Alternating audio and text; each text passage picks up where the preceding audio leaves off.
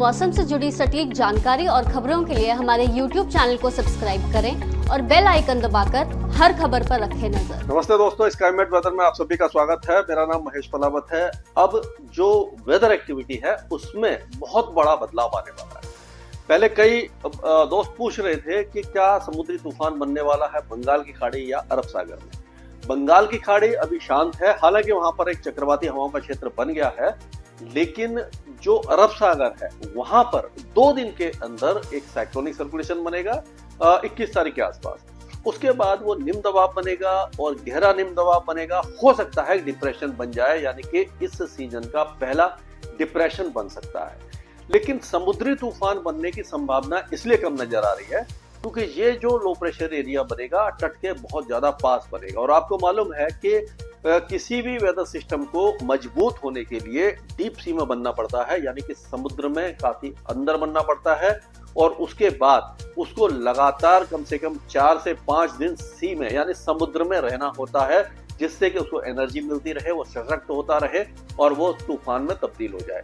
लेकिन अच्छी बात यह है कि ये तूफान नहीं बनेगा। अच्छी बात मैं इसलिए कह रहा हूं कि जब भी तूफान बनते हैं तो वो हमेशा आपदा लेकर आते हैं, चाहे वो ओमान और यमन की तरफ जाएं। जैसे आपको मालूम है, आपने देखा होगा कि ये जो सीजन है अप्रैल, मई और जून का पहला जो पखवाड़ा है, इसमें तूफान बनना शुरू हो जाते हैं, खास करके मई में बनते हैं। और जो अरब सागर में तूफान बनते हैं वो उत्तर पश्चिम दिशा में ओमान और यमन की तरफ जाते हैं और 10 में से 2 या 3 वो रिकर्व करते हैं और ये कभी गुजरात की तरफ, कभी सिंध की तरफ और कभी मुंबई की तरफ आ जाते हैं। और अगर देखा जाए तो बंगाल की खाड़ी में जो तूफान बनते हैं, अगर यहाँ पर मान के चलिए कि कोई लो प्रेशर एरिया बना और तो वो क्या करेगा, इस तरह से वो रिकर्व करेगा और कभी कभी वो ज्यादा रिकर्व कर जाता है और कभी वो सीधा आंध्र की तरफ और कभी ये तमिलनाडु की तरफ जाता है। तो ये इसका रूट होता है। और ये जो अपर एयर है यानी स्टीयरिंग करंट है जो इसको स्टीयर करता है, वो इसको अपना घुमाता है। तो या तो वो सीधा ओडिशा की तरफ या आंध्र की तरफ जाता है, या फिर वो पश्चिम बंगाल और म्यांमार की तरफ इस तरह से घूम जाता है। और जो अरब सागर में तूफान बनते हैं उनका भी अगर यहाँ पर ये समझ ले साइक्लोनिक स्टॉर्म बन गया तो ये या तो अगर वो मध्य भागों तक अरब सागर में पहुंच गया सीधा तो यहाँ से वो रिकर्व कर जाता है। और रिकर्व करके क्या होता है कि वो मान के चलिए इधर आया तो यहाँ से वो रिकर्व कभी सिंध में, कभी गुजरात में जैसे ताउते गया था, या फिर वो महाराष्ट्र की तरफ आ जाता है। पर यूजुअली क्या होता है कि वो ये ओमान और यमन की तरफ जाते हैं। इनका जो स्टीयरिंग करंट है वो किस तरह से होता है कि जो 2000 हेक्टापास्कल पे जो हवाएं होती हैं तो बहुत तेजी से चलती हैं, वो जो रिज होती है एंटी साइक्लोन की। एंटी साइक्लोन क्या होता है कि एंटी साइक्लोन घड़ी की दिशा में हवा जो घूमती है उसको कहते हैं। अगर मान लीजिए इस जगह पर कोई एंटी साइक्लोन बना हुआ है और उसकी हवाएं वो इस तरह से घूम रही है, तो ये जो हवा है वो साइक्लोन को रिकर्व करा देगी।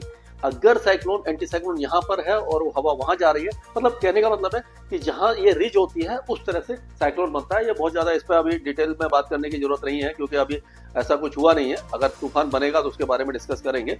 तो मैं आपको ये समझाना चाहता हूँ कि इस समय एक साइक्लोनिक सर्कुलेशन यहाँ पर बना हुआ है, ये अरब सागर में बना हुआ है इस जगह पर, और एक साइक्लोनिक सर्कुलेशन यहाँ बंगाल की खाड़ी में बना हुआ है।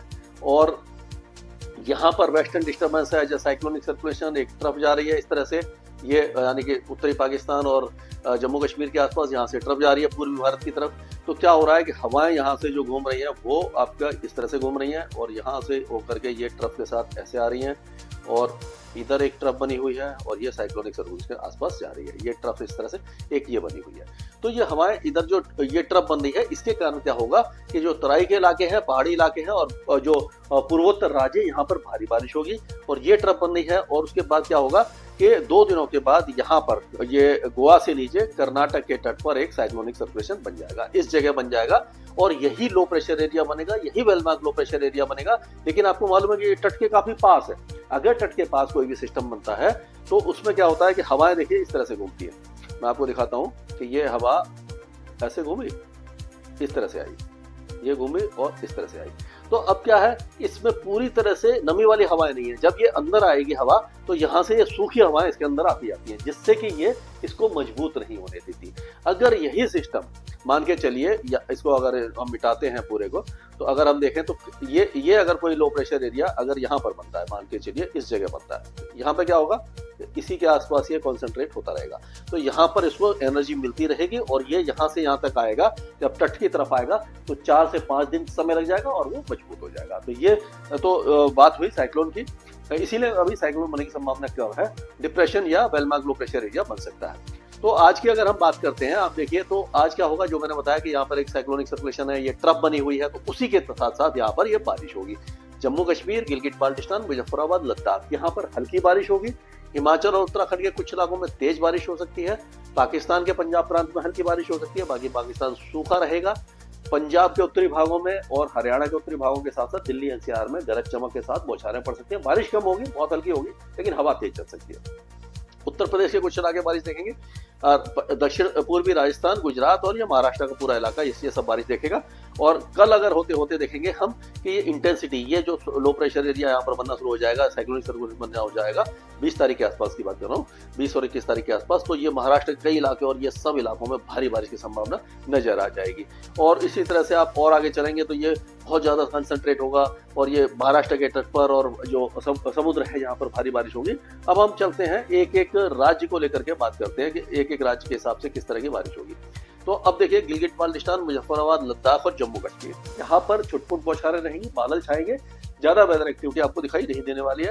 हिमाचल के कुछ इलाकों में लाइट टू मॉडरेट रेन होगी, उत्तराखंड में भी लाइट टू मॉडरेट रेन होगी। अगर पंजाब की बात करते हैं तो गुरदासपुर, अमृतसर और ये तरन तारण, कपूरथला, होशियारपुर, जलंधर, शहीद भगत सिंह नगर, रूपनगर, ये जो इलाके हैं उत्तरी इलाके, यहाँ पर गरज चमक के साथ बौछारें, तेज हवाएं चल सकती हैं, इस तरह की वेदर एक्टिविटी होगी। अब अगर हरियाणा की बात करते हैं तो हरियाणा में भी कुछ इलाकों में आपको बारिश तो दिखाई दे जाएगी, यानी कि अम्बाला, कुरुक्षेत्र, यमुनानगर, पंचकुला, ये जो इलाके या बारिश देखेंगे। बाकी इलाकों में छुटपुट बौछारें या गरजने वाले बादल बन सकते हैं। दिल्ली एनसीआर में भी हल्की फुल्की बौछारें या तेज हवाएं चल सकती हैं। अभी क्या होता है कि मॉइस्चर बना हुआ है और जैसे ही ट्रफ भी बन रही है, हरियाणा से होकर जा रही है, तो जैसे ही गर्मी बढ़ती है, तो क्योंकि टेम्परेचर 40 से ऊपर पहुंचा हुआ है, जैसे ही गर्मी बढ़ती है तो क्या होता है, अनस्टेबिलिटी बढ़ती है और जो हवा गर्म होकर ऊपर उठती है तो ठंडी होती है, उसमें नमी, जो मॉइस्चर बना जो होता है वो कंडेंस होकर बादल बनाता है, बारिश होती है। तो देर दोपहर शाम या रात में इस तरह की वेदर एक्टिविटी हो सकती है अभी भी।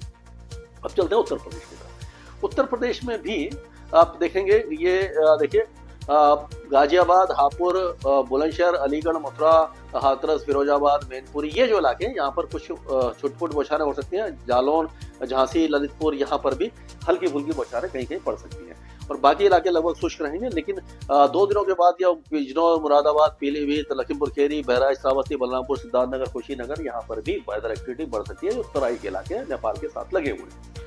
अब अगर बिहार की बात करें तो बिहार में अभी फिलहाल ज्यादा वेदर एक्टिविटी नहीं है, लेकिन ये जो इलाके हैं आपके पश्चिम चंपारण, पूर्वी चंपारण, सीतामढ़ी, मधुबनी, सुपौल, अररिया, किशनगंज, मधेपुरा, पूर्णिया, कटिहार, यहाँ पर बारिश हो सकती है। ज्यादा नहीं होगी, लेकिन बारिश की संभावना बन रही है। और उसी तरह से झारखंड में भी जो पूर्वी इलाके हैं, गोडा, पाकुड़, दुमका, देवगढ़, धनबाद, गिरिडीह, बोकारो, रामगढ़, रांची, खुंटी, चाईबासा, जमशेदपुर, ये जो इलाके हैं तेज बारिश देख सकते हैं 2 दिनों के बाद। और उसी तरह से पश्चिम बंगाल में भारी से अति भारी बारिश, यानी सिक्किम के साथ साथ जो दार्जिलिंग है, जलपाईगुड़ी, अलीपुरद्वार, कूच बिहार, दिनाजपुर, ये सारे इलाके, वर्धमान, मुर्शिदाबाद और ये पूर्णिया, बांकुरा, हुगली, हावड़ा, यहाँ पर कलकत्ता, डायमंड हार्बर, ये सारे इलाके 24 परगना वगैरह बारिश देखेंगे। उत्तर पूर्वी राज्यों में भी लगातार बारिश होगी, खास करके जो पश्चिमी जो क्षेत्र हैं इसके असम के धुबरी वगैरह, कोकराझार वगैरह, ये जो इलाके, ये सारे इलाके, ये अच्छी धुबरी, बारपेटा, गोलपारा, ये जो इलाके, कामरूप वगैरह, दारंग, ये सारे इलाके, सोनितपुर में तेज बारिश होगी। बाकी ये मेघालय में भी तेज बारिश होगी, बाकी में हल्की से मध्यम बारिश होगी। अगर राजस्थान की बात करते हैं तो राजस्थान में जो दक्षिण पूर्वी जगह हैं, जैसे कि बूंदी, कोटा, बारां, भीलवाड़ा, झालावाड़, चित्तौड़गढ़, यहाँ पर हल्की फुल्की गरज चमक के साथ बौछारें पड़ जाएंगी। लेकिन जो आपका इलाका है, गंगानगर, हनुमानगढ़, चूरू, बीकानेर, जैसलमेर, जोधपुर, बाड़मेर, सिरोही, पाली, ये सारे इलाके सूखे और बहुत ज्यादा गर्म रहेंगे। अब अगर मध्य प्रदेश की बात करें तो ग्वालियर संभाग में हल्की फुल्की बारिश हो सकती है। उसी तरह से हो सकता है कि जो आपका ये है अपना धार, बरवानी, कांडवा, खरगोन, बुरहानपुर, ये जो हरदा वगैरह, यहाँ पर भी हल्की फुल्की बौछारें वगैरह कहीं कहीं पड़ सकती है। पूर्वी इलाके लगभग शुष्क रहेंगे। छत्तीसगढ़ में भी कोई खास वेदर एक्टिविटी दिखाई नहीं दे रही, लगभग साफ रहेगा मौसम। लेकिन जो उड़ीसा के कुछ इलाकों में बारिश की गतिविधियां हो सकती है, बहुत ज्यादा भारी बारिश नहीं होने वाली है। अब ये गुजरात की बात करें तो गुजरात में भी 1-2 दिनों के बाद समरकांता, अरवली, गांधीनगर, अहमदाबाद, खेड़ा, महिसागर, आनंद, बड़ोदरा, ये जो इलाके हैं यहाँ पर हल्की फुल्की बारिश, लाइट रेन होगी। लेकिन सौराष्ट्र कच्छ सूखे और गर्म बने रहेंगे। अब सबसे ज्यादा जो बारिश देखने वाला है वो महाराष्ट्र है। यहाँ पर क्या होगा, धुले, जलगांव, नंदुरबार में हल्की बारिश होगी। लेकिन नासिक और ये संभाजीनगर, अहमदनगर, शिरडी, पालघर, थाने, मुंबई, पुणे, सतारा, सिंधुदुर्ग, रत्नागिरी, महाबलेश्वर, ये भारी से अति भारी बारिश देख सकते हैं। इस इलाके में लैंडस्लाइड, मडस्लाइड और जल भराव की संभावना बन रही है। हिंगोली, लातूर, जलना, परवनी, उस्मानाबाद, सोलापुर, ये जो इलाके यहाँ पर मॉडरेट शावर्स होंगे। हल्की बारिश होगी वो विदर्भ में होगी। और अगर हम तेलंगाना की बात करें तो तेलंगाना के भी ज्यादातर इलाके बारिश देखने वाले हैं। हालांकि बहुत ज्यादा भारी बारिश नहीं होगी, लेकिन यहाँ पर भी बारिश की संभावना बन रही है। लेकिन 21-22 तारीख को क्या होगा कि आंध्र प्रदेश और तमिलनाडु और केरल, ये जो इलाके हैं, यहाँ से बारिश कम हो जाएगी, क्योंकि जो कंसंट्रेशन होगा वो कोस्टल कर्नाटका और महाराष्ट्र के ऊपर आ जाएगा। और ये जो वेदर सिस्टम है, जैसे अगर यहाँ पर कोई लो प्रेशर एरिया या ये बनता है तो सारा मॉइस्चर इसी के आसपास आ जाएगा और जो बारिश की गतिविधियां हैं बाकी इलाकों से कम हो जाएंगी। तो यहाँ पर हम देखेंगे बेलगांव, बीजापुर, बगलकोट, धारवाड़, उत्तर कन्नड़ा, दक्षिण कन्नड़ा, उडुपी, बेंगलुरु, कारवार, हसन, हवेरी, ये जो इलाके हैं भारी से अति भारी बारिश देखेंगे। बाकी इलाकों में भी लाइट टू मॉडरेट रेन आपको दिखाई देने वाली है।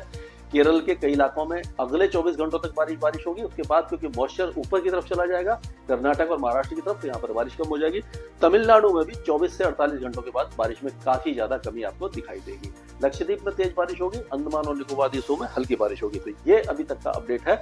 इस पर हम लगातार नजर बनाए रखेंगे कि ये लो प्रेशर एरिया डिप्रेशन बनता है या नहीं। स्काईमेट वेदर में अभी के लिए आज ही डाउनलोड करें स्काईमेट मोबाइल ऐप, पूछे मौसम का हाल अपनी पसंदीदा भाषा में और रहे बाकियों से एक कदम आगे।